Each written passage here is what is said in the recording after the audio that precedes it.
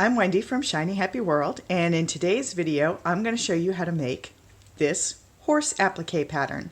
This is the newest pattern from the Funny Faces Quilt Block of the Month Club, and you can make a horse, or if you can make a horse, you can also make a unicorn. So I'm going to show you how to lay out all the pieces on the block. It's really just like any of my other applique patterns, except this bit around the ear is a little bit tricky, so I'm going to show you in the video how to do that. So the first thing you're going to do is always print out the pattern or trace it. You're going to trace it onto the paper side of fusible adhesive. I like to use Heat and Bond Light, and I print mine because I'm super lazy. You're going to roughly cut out all the pieces. That means don't cut it on the line. Leave yourself a little extra room outside the lines. Then fuse it to the back side of your fabric. And then you're going to do a clean cut. And what that does is it lets the fusible adhesive go all the way up to the edge. So by fusing it down there when it's a little bit big, that way when you cut it, your adhesive goes right up to the very last thread. So here you can see all the pieces. You're going to have a horse head and ear, which I typically do in the same color fabric. And you can see I've already transferred the eye and mouth markings. You can hold your piece up in a window and the light will shine through and you'll be able to see the lines of the pattern right through the fabric and just trace it. I just use a black Sharpie. You don't have to use anything fancy. So you've got a head and an ear, and you've got a nice mane piece. You've got a unicorn horn, which is optional. And then you've got an eye and a nostril that are just going to be fused onto black fabric. So once you get all those pieces fused down, that's when you do the clean cutting.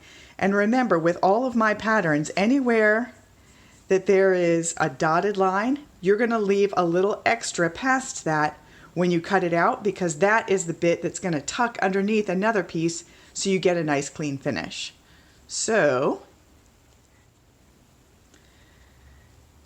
I've got a pretty big block here because I might use this for a calendar page, and your computer screen is wider than a typical square block. So I like to make, if I know that the pattern might go onto a calendar page for the free calendar downloads I do every month, I like to put it on a bigger block.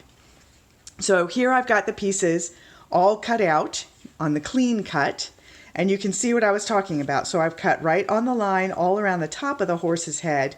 But here, where there's a dotted line, I left a little bit extra. That's actually going to go on along the bottom edge of the block so that it'll be in the seam allowance when you sew blocks together. And I have transferred his eye, his nostril, and his mouth. So I've got that. I've got the mane all cut on the clean line with a little extra at the bottom. I've got the ear with a little extra at the bottom. I've got the horn with a little extra at the bottom, and I've got an eye and a nostril just laying there. So let me show you how we put this together.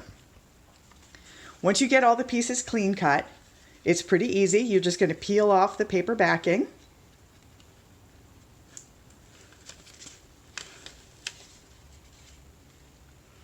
And lay it, and you want to lay it so that the edge, let me scooch this up just a little bit in the frame so you can see the cut edge of the block. So you want the bottom edge of the cut edge of his neck to line up with the raw edge of your block so that it'll get sewn into the seam. What you want is this to look like a photograph where you don't see the whole body in it. If you put him up floating in the back, in the middle of the block, then it looks like a decapitated head, and that's sad. So you want to put it down at the bottom so he's just going to be framed in the picture, just like you've taken a photo of him. So the next thing, don't do the ear next. Remember, the ear is tricky on this one. And the next thing you're going to do is the horn. And they don't come out of the top of their head. They don't come down out of their nose. They come out of their forehead. So just pop that horn in there. And then you put the mane on. You know what? Let's do the eyes. I love putting the eyes in place because then it makes it look like he's alive. So we do the bigger of the two ovals is the eye. See how that changes the whole look of things? I just love when you put those in place. And then the smaller of the two is the nostril. All right, now we're going to put the mane in place, and this is where things get a little bit tricky just on this pattern. So normally anything with a raw edge tucks underneath another piece, and that means I never have raw edges like butting up to each other, because that just, as the quilt wears over time, the edges are going to fray just a tiny bit, and you don't want a frayed edge next to a frayed edge. It just kind of looks messy. So what we're going to do with this main piece is break that rule. We want this bit, this is where the ear is going to go, and we want this edge of the mane to butt up against this part of the head, and we want the bottom of the mane to line up with the bottom of the horse's head. So I'm just going to fuss with things a little bit, and you can see there is just the barest sliver of yellow showing in between the head and the mane, but the rest of the mane is overlapping over the edge of the head nicely, and it looks very realistic. And I'm happy with the placement of the horn. You could move the horn a little bit at this point. But what I'm going to do next, I'm going to reset the camera so we're really zoomed in on this part, because I want to show you super close up how we get that ear in place. Okay, that's as close as I can get my camera. So you can see, just as a reminder, we got the head placed, we got the mane placed over the head, so that there's a tiny little sliver of background showing between the mane and the head here. That's where we're going to slip the ear in. So I'm peeling the backing off the ear. And what we want is we want that back of the ear to go underneath this little base part where there was a dotted line. We want that to tuck underneath the head, but we want this part of the ear to go over the mane, and that's what's going to give it that realistic look. So we're just going to slide it into place in there. And there we go. Now, the ear is placed in a very realistic way. It's going to be tucked underneath the body, laying over the mane. And when we fuse that all in place, it's going to be very realistic and really great looking. So that is the horse's head all laid out. Now I'll go over and I'll fuse it down permanently, and then I'm going to stitch over it, but I don't want to have to wait for that, so I'm going to pull in a different block to talk about the outline stitching. Okay, so what I wanted to show you here is the steps that I go through to outline this. This one is a little bit more complicated. It's not that it's more complicated, you're still just outlining around the edges of the pieces, but it has a little more stopping and starting than what I usually do. So just as a reminder, you can outline with regular thread, you can outline with thick thread. I like to use, lately I've been really on a kick where I'm using thin thread, but I'm going over it 3 times so that I can get this kind of scribbly, sketchy look. I want it to kind of look like I sketched it in my sketchbook.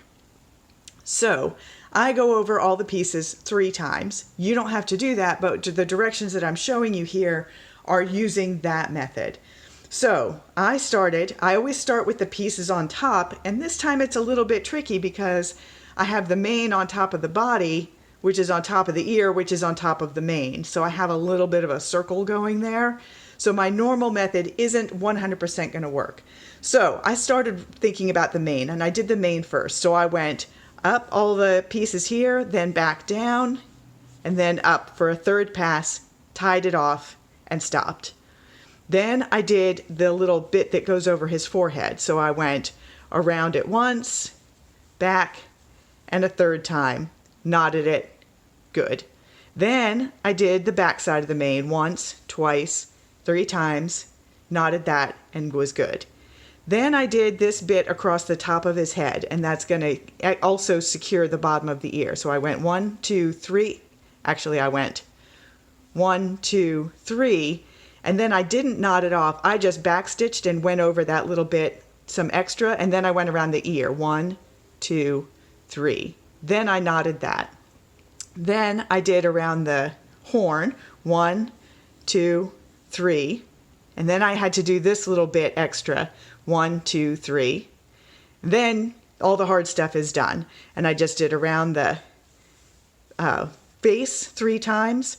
I only do around the eye and the nostril once because it's black on black, so you don't see the scribbliness, you don't get that sketchy effect. So I just do them once. And I did the mouth actually 4 times. So I went 1, 2, 3, 4 and came back. So actually I didn't do the mouth as a separate thing.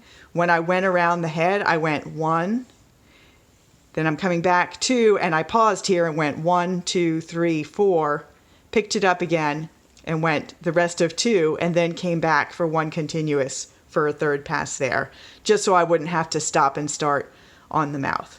And that is how I did all of the outlining. So again, here he is with a unicorn horn, and you can also do it without the unicorn horn and just make a regular horse. And you can do horses in different colors too. So when I finish this one, I'm actually going to make this one not be a unicorn because I have a vision for a quilt. This may or may not ever happen. Maybe one of you guys will make it for me. I have a vision for a quilt called A Horse of a Different Color, where all the horses in the quilt are different colors, crazy colors that horses do not actually exist in. I want to use gingham play for all of the horse faces, and I want to use solids or near solids from the Rainbow Brights Fat Quarter bundle to make all of the manes. And I think that that would be really, really cute. I have a cats that I did similar with gingham cats with the with the Rainbow Brights contrasty bits on them. That was on a box of crayons background, and I want this one to be on the pastels background bundles for the background. But I think it would be really, really cute. So hopefully I will have time to do that, or one of you guys will do that and share it in the Shiny Happy People group. So I hope you like this horse block, and I will see you next month with the new Funny Faces quilt pattern. Bye!